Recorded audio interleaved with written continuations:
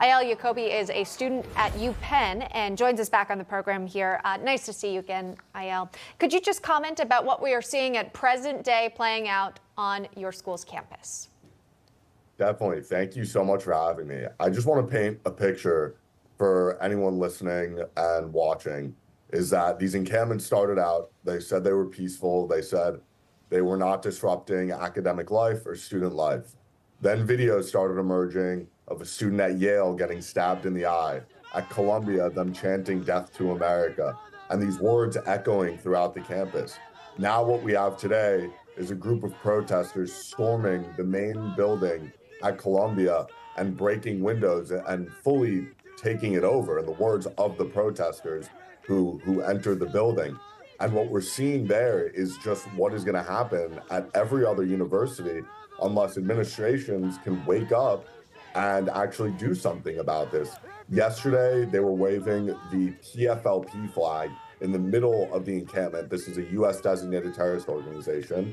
And 2 days ago, they were chanting "Al-Qassam, make us proud, take another soldier down." And this isn't just one or two protesters doing this.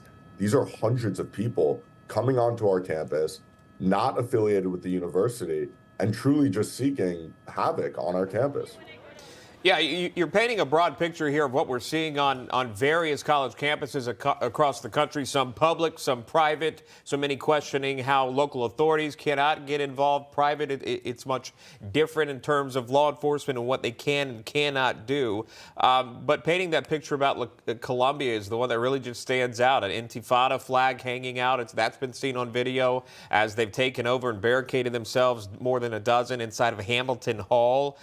Still there for what we know now, and they're there with demands, Eyal. I want to ask you about that because they want divestment with any ties, monetary ties to Israel.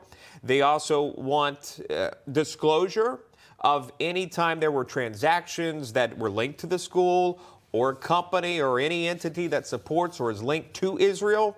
But they also want amnesty. They don't want to pay any penalty for any laws that they have broken. And those are their terms, and they have agreed that they are not leaving campus until those terms are met.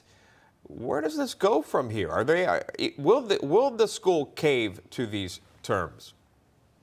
Look, there are videos of those protesters chanting "We are Hamas," and the U.S. has a longstanding policy that you don't negotiate with terrorists.